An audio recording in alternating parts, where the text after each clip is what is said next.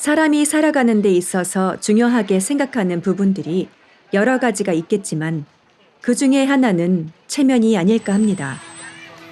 물론 어느 나라에서든 체면이 중요하지만 인도네시아인들에게는 특히나 그렇습니다. 그래서 자신의 체면을 지키는 것만큼 상대방의 체면도 손상하지 않도록 노력하는데 인도네시아인들은 직설적인 화법보다는 완곡하게 둘러서 이야기하는 경향이 있습니다. 그래서 아니다 라는 말 대신에 대략, 아마도, 잘 모른다, 모쪼록, 알아서 하세요, 신의 뜻대로 라는 단어를 선택하는 것입니다. 또한 상대방을 불쾌하지 않게 하기 위해 화를 내지 않고 시종일관 웃는 얼굴을 유지하고 중요한 이야기는 조용하고 부드럽게 나누는데요. 이는 인도네시아 사람들이 큰 소리에는 모욕감을 느끼고 고요함과 진지함을 존경의 의미로 받아들이기 때문입니다.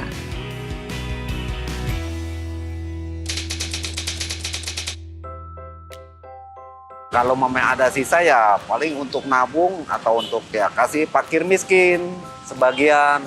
Kalau untuk saat ini mungkin buat modal usaha. Jadi mungkin yang untuk ditabung itu mungkin tidak banyak, lebih ke untuk modal usaha. Sisa uang, misalkan sisa sedikit, saya pergunakan untuk menabung. Untuk uang sisa yang top homepay yang saya gunakan biasanya yang sisa dari saya biasanya saya pakai untuk membangun rumah dan juga untuk menabung. Karena untuk masa depan ke depannya perekonomian akan semakin sulit. 인도네시아인들은 예금을 주된 재테크 수단으로 사용하고 있습니다. 이는 루피아의 예금 금리가 높은 편이기 때문인 것으로 보입니다. 한편 예금이라는 것은 은행이 고객에게 돈을 빌리는 것입니다. 고객이 은행에 얼마 동안 돈을 빌려주느냐에 따라 받는 이자가 다릅니다. 만기가 길어질수록 이자율은 높아집니다. 돈을 빌려준다는 것은 당장 쓰는 것을 포기하고 그 대가로 이자를 받는 것이니 오래 빌릴수록 높은 금리를 주어야 하는 것입니다. 그러면 이번에는 반대로 고객이 돈을 빌릴 때는 어떨지 살펴보겠습니다. 돈을 빌릴 때도 마찬가지로 만기가 길어질수록 빌리는 이자가 높아집니다. 그렇다면 이것을 이용해서 금융회사들이 돈을 버는 방법이 있을까요? 금융에서 돈을 버는 여러 가지 방법 중에 하나는 만기별 금리 차이를 이용하는 것입니다. 단기로 낮은 금리의 돈을 빌려와서 이 돈을 장기로 높은 금리에 빌려주는 것입니다. 예를 들어 은행에서 1년 3%에 빌려서 2년 4%짜리 채권에 투자하면 1%의 이익을 얻게 되는 것입니다. 그래서 만일 100억을 빌린다면 1억, 1000억을 빌린다면 10억, 1조를 빌린다면 100억의 이익을 얻을 수 있는 것입니다. 하지만 좋아 보이는 이 거래에도 두 가지 위험이 있는데요. 첫 번째는 저한테 돈을 빌린 쪽에서 만기 때 제대로 돈을 갚을 수 있을까 이고요. 두 번째는 1년 후에 제가 다시 돈을 빌릴 수 있을까입니다. 사실 금융회사가 돈을 버는 여러 가지 방법 중에 하나가 바로 이러한데요. 1년, 2년 단위가 아니라 심지어는 하루 단위로도 돈을 빌립니다. 인도네시아의 금융기관과 기업들 역시 그래왔습니다. 해외은행에서 달러를 3개월 단위로 빌려서 외환시장에서 루피아로 바꾼 후 이 루피아를 1년 이상으로 대출해주거나 장기로 투자를 했습니다. 3개월 후 만기가 되면 다시 빌리는 식으로 연장하였습니다. 하지만 1997년 태국에서부터 외환 위기가 발생하자 태국 상황이 지금 좋지 못한데 인도네시아는 괜찮을까 하는 의구심이 들었고 그러자 3개월 단위로 돈을 빌려주었던 해외 은행들이 만기가 돌아왔을 때 더 이상 빌려주지 않게 되어 인도네시아 금융기관과 기업들은 돈을 빌리기가 몹시 어려워졌습니다.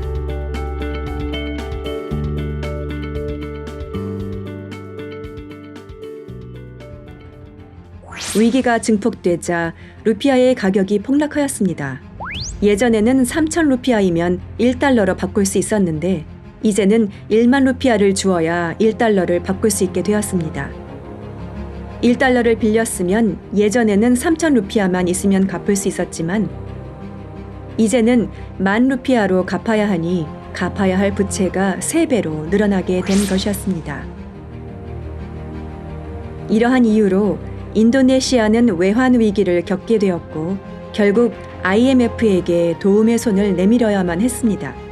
이것이 결국 필리핀, 말레이시아, 홍콩, 한국으로까지 영향을 미치게 되었습니다. 1997년에 시작된 외환위기로 인해 수많은 기업들이 도산했고 경기가 회복되는 시간도 5년간이나 걸렸습니다. 인도네시아인들로서는 참으로 힘든 시간이었습니다.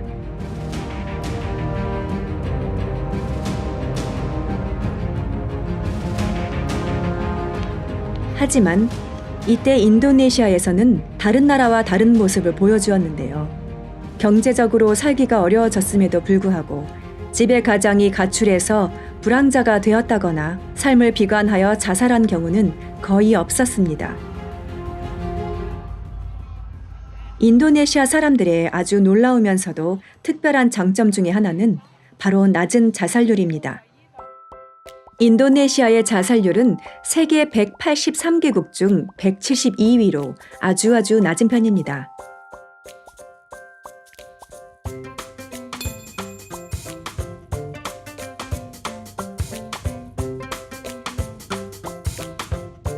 인도네시아 사람들은 아무리 힘들고 상황이 절망적이라 하더라도 인생을 비관한다거나 극단적인 선택을 하지 않습니다.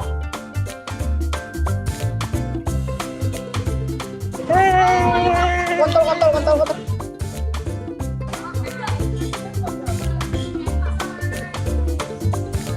Terima kasih. Sampai jumpa. 인도네시아의 진정한 힘 중 하나는 어떠한 상황 속에서도 희망을 찾으며 여유와 미소를 잃지 않는 힘이라고 할 수 있습니다.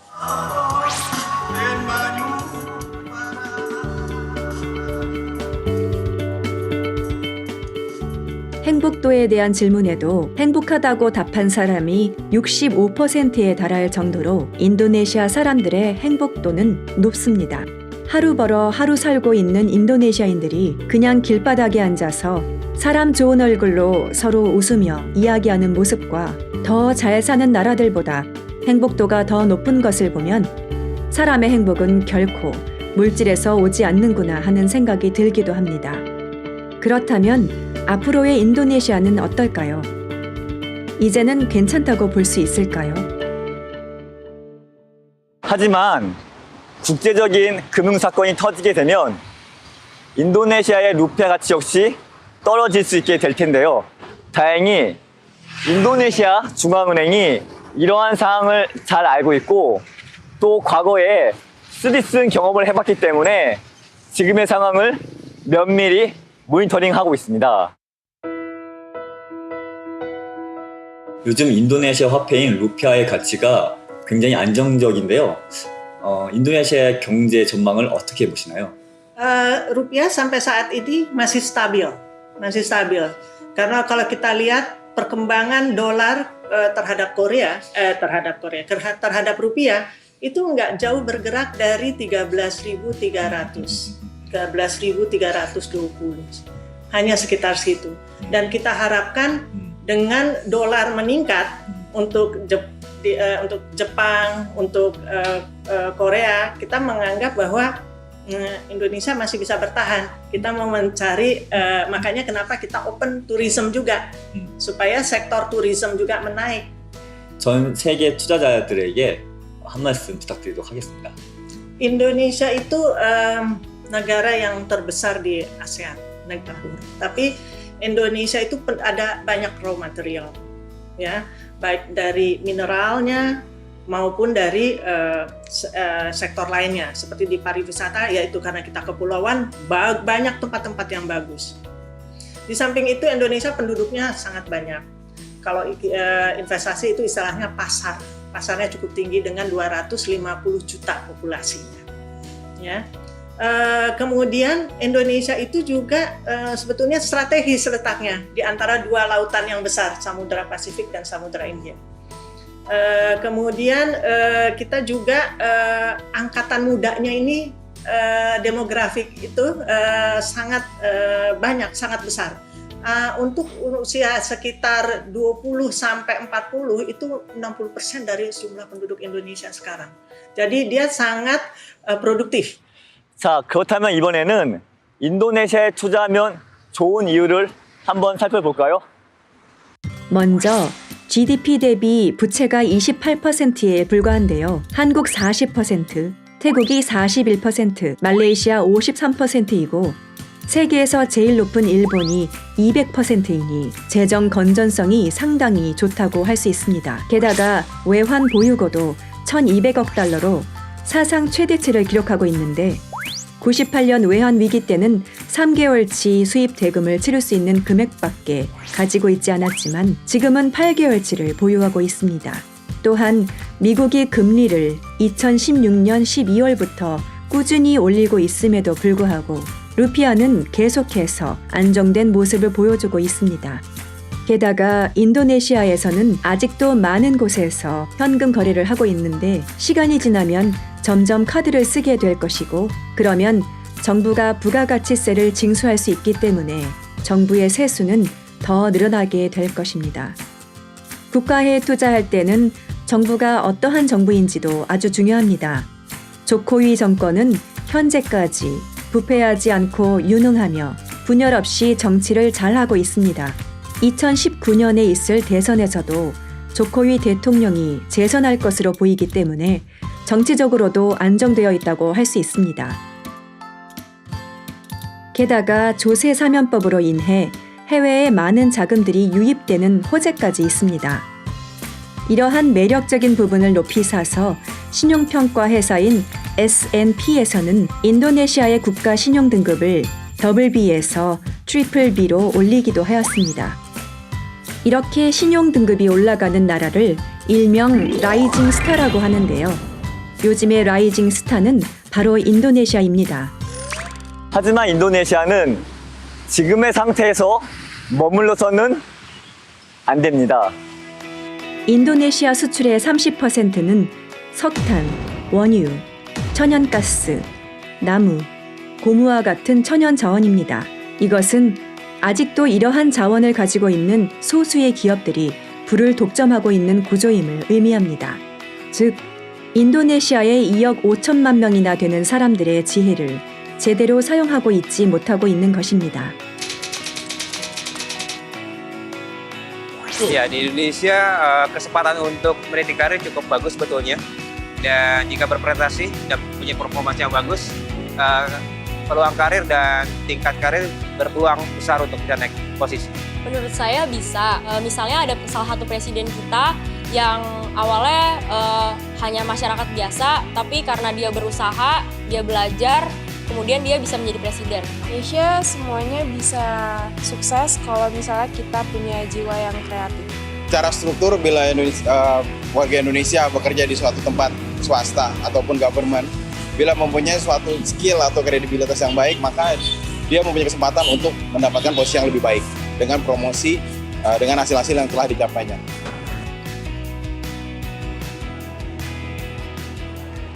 지금은 제4차 산업혁명 시대입니다.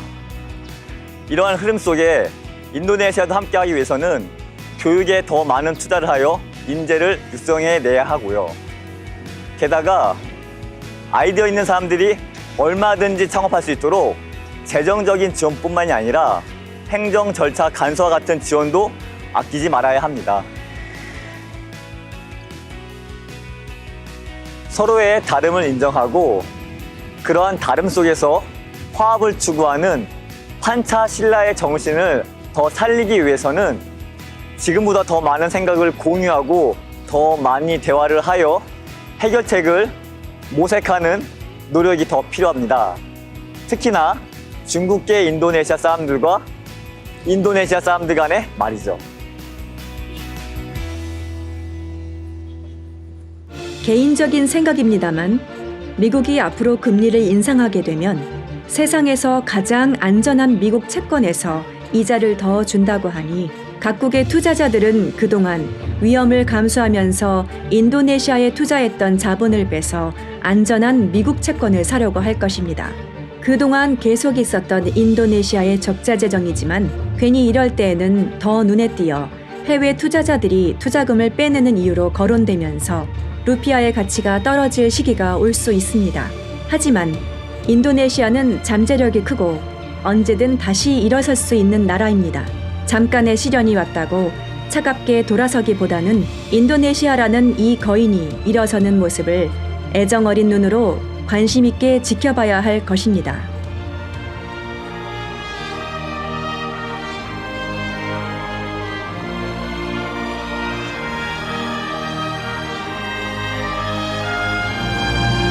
Indonesia semangat. Indonesian Asian Games semangat. Indonesia di Asia Games semangat. Indonesia semangat. 인도네시아 사망한 Indonesia semangat.